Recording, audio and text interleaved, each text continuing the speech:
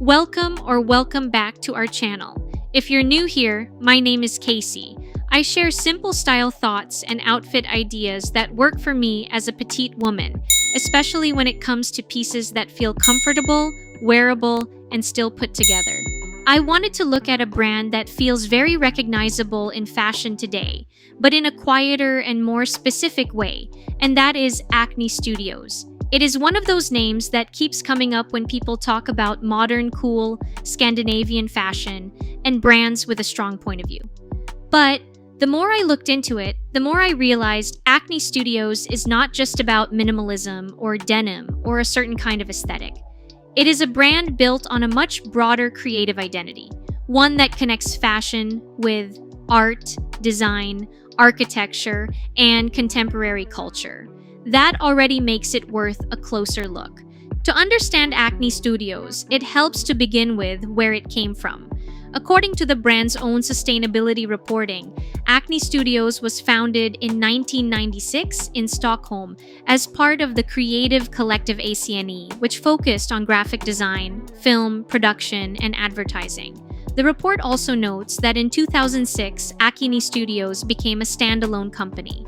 That background matters because it explains why the brand has always felt a little different from labels that begin purely as fashion businesses. Acne Studios came out of a wider creative environment, and that multidisciplinary foundation still shapes how the brand presents itself today. The official brand description reinforces that idea very clearly. Acne Studios describes itself as a Stockholm-based fashion house with a multidisciplinary approach, shaped by founder and creative director Janni Johansson's interest in photography, art, architecture, and contemporary culture. That is probably one of the most important things to understand about the brand. Acne Studios is not just selling clothes with a cool Scandinavian image. It is trying to build a whole creative world, and fashion is only one part of how that world gets expressed. The brand itself even points to work beyond clothing, including magazines, furniture, books, and exhibitions. That broader creative identity is a big reason Acne Studios has stayed relevant. A lot of brands can build a recognizable product category, but Acne Studios built a recognizable sensibility. The official site says Johansson's design language is defined by a juxtaposition of design and attention to detail, with an emphasis on tailoring, custom-developed fabrics, and an eclectic use of materials. So even though people often associate Acne Studios with clean lines or Scandinavian restraint, the brand is not really minimal in a cold or stripped-down sense. There is usually something slightly off, slightly twisted, slightly more art-directed in the silhouettes, proportions, colors, or styling. That tension is part of what makes the brand feel cool rather than simply neat. Of course, it is impossible to talk about Acne Studios without talking about denim, because denim is part of the brand's origin story. While Acne Studios clearly wanted to become more than a denim label, outside coverage and past interviews consistently point back to the famous early release of 100 pairs of jeans that helped put the brand on the map. Vogue quoted Janni Johansson saying those first pairs, given to friends, fans, and photographers, created a very fast and surprising start for the brand, even though the larger goal was always to build a fashion brand, not just a denim one. That detail is useful because it shows both sides of Acne Studios early on.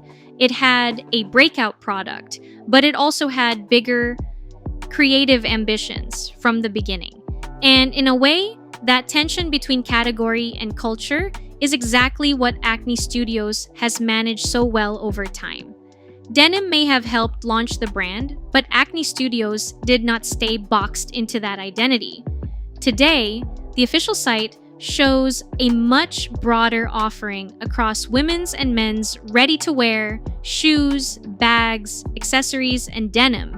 And the brand's own materials continue to emphasize this full-spectrum fashion identity rather than a single category.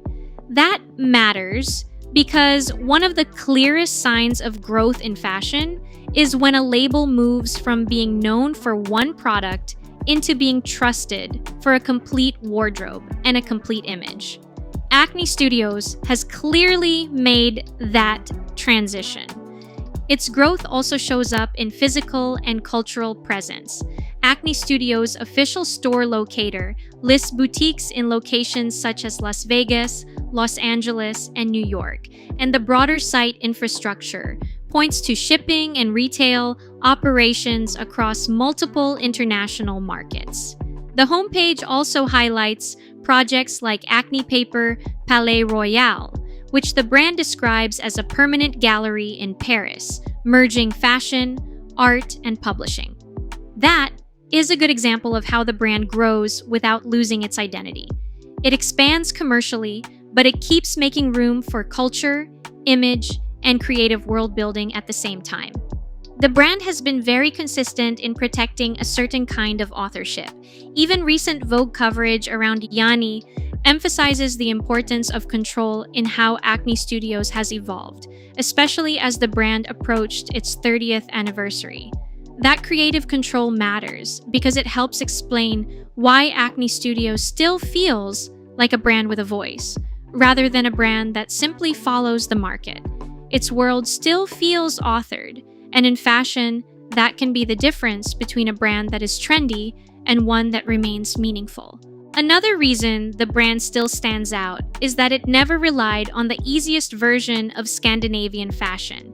It did not become known by being purely clean, neutral, and universally safe. Instead, it took the broader image of Scandinavian design and added distortion, play, and personality.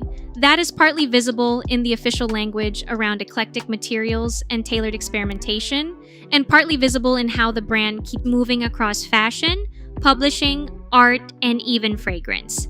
There is also a values angle worth mentioning.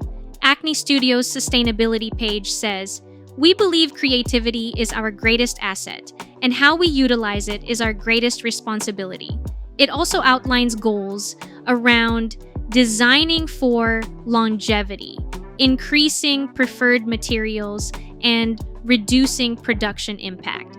I would not make sustainability the center of the episode, but I do think it adds something to the brand story because it shows Acne Studios trying to connect creativity with responsibility, rather than treating design as separate from those concerns. At the very least, it gives us a sense of how the company wants to define its mission today. I think that Acne Studios came from a multidisciplinary creative collective, developed a fashion house identity under Yanni Johansson, expanded beyond denim into a full wardrobe and lifestyle world, and stayed culturally recognizable by protecting a strong point of view. Its own official language around art, architecture, tailoring, materials, and culture supports that reading.